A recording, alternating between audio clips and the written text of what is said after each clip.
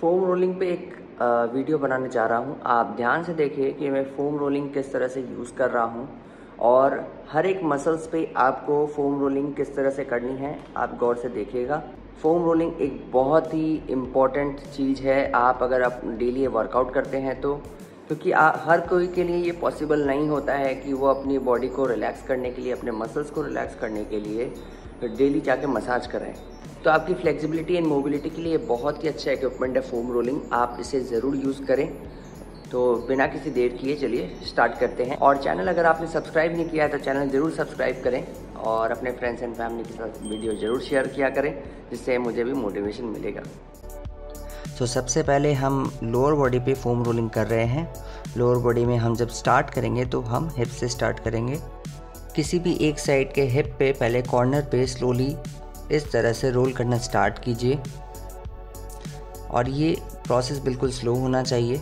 ऐसा करते वक्त ध्यान रखें कि फोम रोलर आपके लोअर बैक तक ना पहुँचे और गलती से भी आप लोअर बैक पे ये एक्सरसाइज को परफॉर्म ना करें। अगर आप अपने लोअर बैक पे ये फोम रोलिंग यूज़ करेंगे तो आपको लोअर बैक में इंजरी हो सकती है और काफ़ी ज़्यादा पेन फील हो सकता है। हिप से कंप्लीट करने के बाद फोम रोलर को हम हैमस्ट्रिंग पे यूज़ करेंगे। हैमस्ट्रिंग मसल्स पे यूज़ करते वक्त ध्यान रखें कि आप हिप से बिल्कुल नीचे यानी सिर्फ हैमस्ट्रिंग पे इसे रोल कर रहे हो। एक हैमस्ट्रिंग मसल को पूरी तरह से आइसोलेट करने के लिए, बिल्कुल अच्छा डीप प्रेशर देने के लिए आप सिंगल लेग से भी इस तरह से मसाज दे सकते हैं, बट ये थोड़ा सा डिफ़िकल्ट हो सकता है अगर आप बिगिनर हैं तो आप दोनों लेग से जैसे पहले दिखाया वैसे भी कर सकते हैं। और अगर आपको डीप मसाज चाहिए तो इस तरह से भी आप परफॉर्म कर सकते हैं। हैमस्ट्रिंग में कंप्लीट करने के बाद अब हम अपने आईटी बैंड यानी साइड थाइस पे ये फोम रोलर को यूज़ करेंगे। साइड थाइस यानी आईटी बैंड जिसे कहा जाता है, iliotibial band. In IT bands पे ही आपके लेग मसल्स का सबसे ज़्यादा स्ट्रेस रहता है, तो आपको जो भी टाइटनेस फील होती है उस आईटी बैंड के कारण हो सकती है। तो उस आईटी बैंड को रिलीज़ करना बहुत ज़्यादा ज़रूरी है अगर आपको अपनी मोबिलिटी को इम्प्रूव करना है तो इस तरह से दिखाए गए तरीके से आप अपने आईटी बैंड यानी साइड थाइस पे परफॉर्म कर सकते हैं। इसके बाद आप अगर चाहो तो स्लोली क्वाड मसल्स को इस तरह से दिखाए गए तरीके से आप यूज़ कर सकते हैं अपने क्वाड मसल्स पे। अब जो लास्ट मैंने दिखाया कि आप सिंगल लेग को आइसोलेट करके क्वाड मसल्स पे कर सकते थे, वो सबके लिए इजी नहीं हो सकता है। तो इस तरह से आप अपने दोनों लेग के थ्रू क्वाड मसल्स पर फोम रोलर यूज़ कर सकते हैं।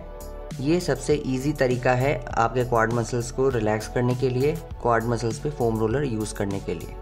तो इस तरह से कोई भी कर सकता है। अगर आप बिगिनर भी हो तो आपको इसमें तकलीफ़ नहीं होगी, आप इजीली कर पाओगे।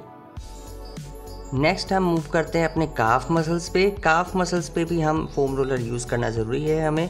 तो काफ मसल्स पे यूज़ करने के लिए आप दिखाए गए तरीके से दोनों लेग से ही आप यूज़ करें। आप इसे सिंगल लेग आइसोलेट करने की कोशिश ना करें, क्योंकि जब आप अपने दोनों लेग्स का यूज़ कर रहे होंगे उस वक्त भी आपको अच्छा खासा डीप प्रेशर फील हो रहा होगा।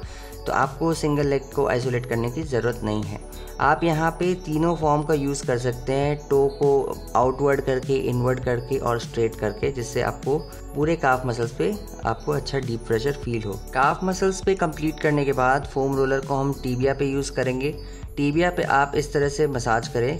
हम हमेशा काफ मसल्स को ट्रेन करते हैं लेकिन टीबिया को ट्रेन नहीं करते। तो टीबिया की अगर कोई एक्सरसाइज देखनी है तो आप मेरे बेसिक एक्सरसाइज के वीडियोस लाइब्रेरी में चेक कर सकते हैं। मैंने टीबिया मसल्स की एक्सरसाइज बताई है। तो टीबिया को इस तरह से फोम रोलर यूज़ करने के लिए आप इस तरह दिखाए गए तरीके से परफॉर्म कर सकते हैं। दोनों लेग का यूज़ करें, सिंगल लेग का यूज़ ना करें। दोनों लेग यूज़ करेंगे तो आप इजीली कर पाएंगे। अभी तक मैंने आपको लोअर बॉडी पे फोम रोलर यूज़ करके दिखाया है। अब मैं आपको अपर बॉडी यानी आपके स्पाइन रीजन पे फोम रोलर कैसे यूज़ करना दिखा रहा हूँ। फोम रोलर को मिड स्पाइन के पास रखें, लोअर बैक के पास ना रखें। अपने नेक को कंट्रोल करते हुए, हिप अप करते हुए इस तरह बॉडी को फोम रोलर के ऊपर रोल करें। काफ़ी स्लोली आपको रोल करना है, बहुत ज़्यादा तेज़ी से रोल नहीं करना है अपनी बॉडी को, और काफ़ी कंट्रोल फॉर्म में आपको अपनी बॉडी को रखना है। Breathe in and breathe out ज़रूर करें इस वक्त। अपनी नेक का ध्यान रखें कि बहुत ज़्यादा नीचे भी नहीं होनी चाहिए और बहुत ज़्यादा उठी हुई भी ऊपर नहीं होनी चाहिए। बिल्कुल न्यूट्रल रखते हुए नेक को बॉडी को रोल कराएं। अब इस वक्त मैं आपको अपने लैटिसिमस डोर्साई की जो कॉर्नर मसल्स हैं वहाँ पे मैं आपको ये फोम रोलर यूज़ करके दिखा रहा हूँ।